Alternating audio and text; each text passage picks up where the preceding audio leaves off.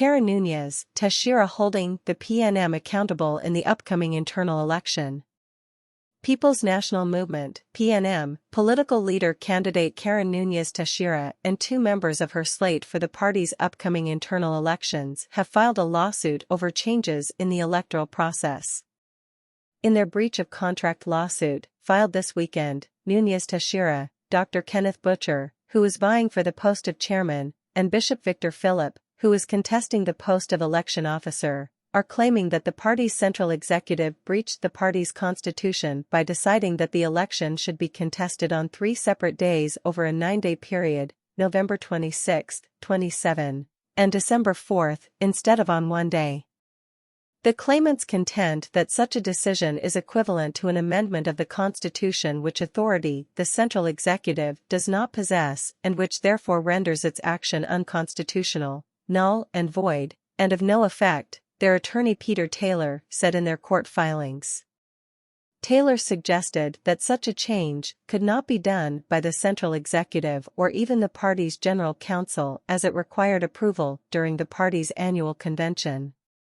The decision to change the election from the time-honored election day to span a 9-day period is a fraught exercise, more so since no justifiable reasons have been proffered to the membership for such a change, which is without precedent anywhere in the Commonwealth or in jurisdictions throughout the world that observe and adhere to democratic conventions and practices, and to the observance of the rule of law, Taylor said.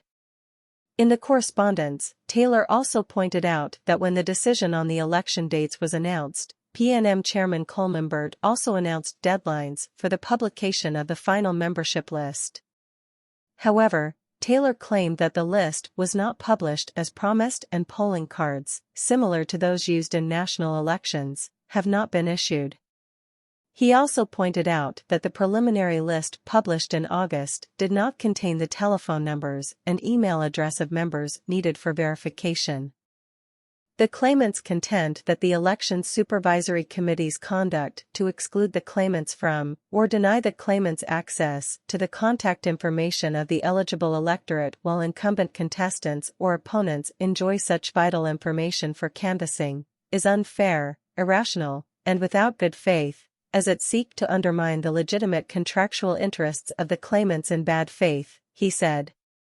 Taylor also sought to challenge the central executive's authority to appoint the committee, chaired by Anthony Roberts, to oversee the election.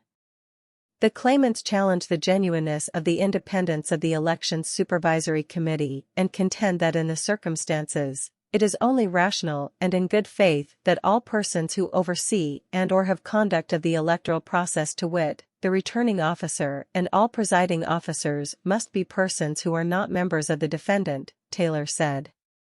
He claimed that after his clients wrote to the committee last month to raise their concerns with the electoral process, Roberts sought to sidestep responding to complaints over the election dates.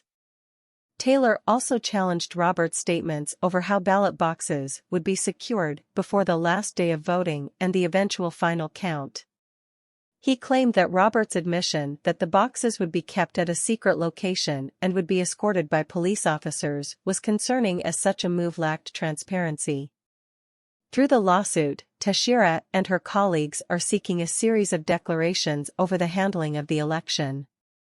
They are seeking orders allowing their representatives to be present when the ballot boxes are being transported and for the votes to be counted immediately following the close of voting. They are also seeking an order postponing the election for 21 days in the event that they are successful in their urgent substantive case and receive the declarations and orders. The case has been assigned to Justice Devendra Rampersad.